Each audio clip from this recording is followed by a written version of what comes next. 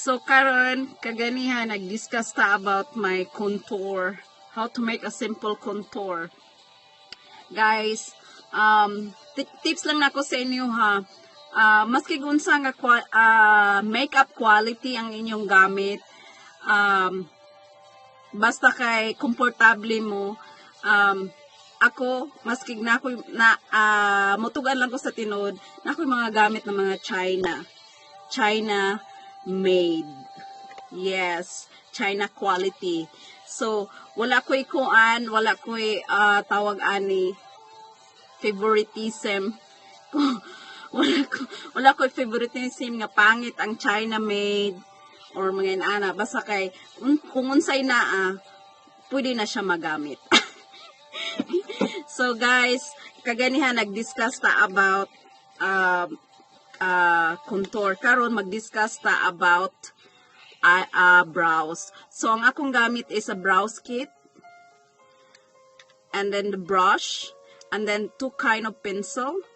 The reason na mag-use ko duha ka pencil nga color, dili na ako gusto nga black kaayo, di po kayo na ako gusto nga brown kaayo, so gusto na ako mix.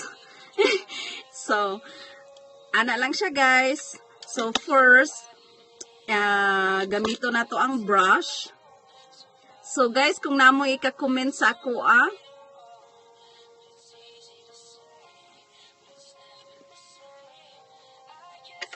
di man makita oy. Malingi na lang ko dire dapita sa may samin.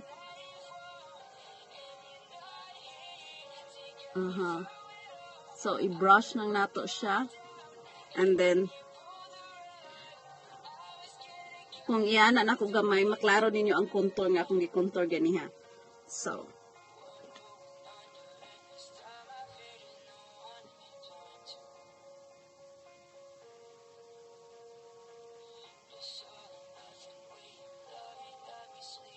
mag-una ta dire sa ubos.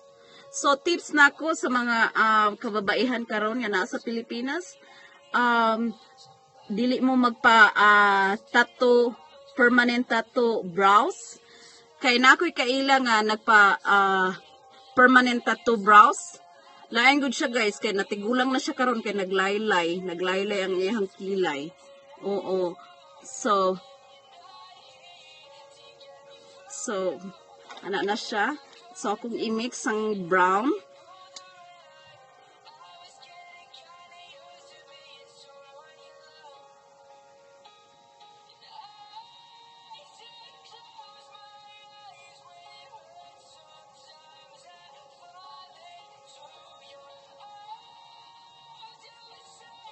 So, ana lang ko mangilay guys.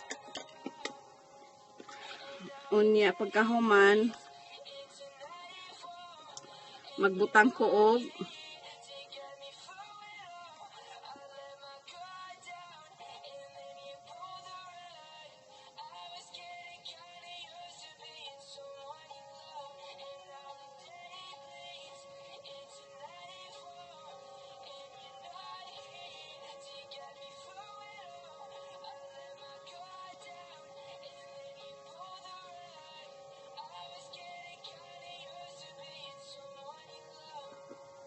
okay.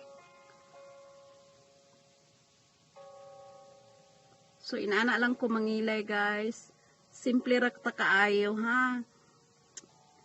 Ato lang pasayahon ang atong kaugalingon. Ana lang ka simple, guys.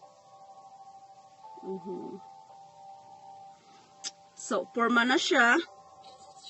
So, next, I'm using a concealer. Brows concealer. Okay. Dili na to ibutang. The reason nga nung ginahanglan na to ang brows concealer, para maklaro ang ato ang dark sa atong brows. Okay. So, magamit na punta og brush. Okay. Okay. So, inana lang siya kasimple, guys.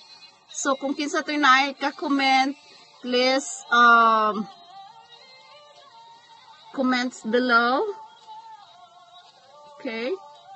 So, kung mangutana mo kung sa mga tips, i-add ko ninyo sa ako ang YouTube. Simple lang guys, dili kayo as in bunga. Thank you.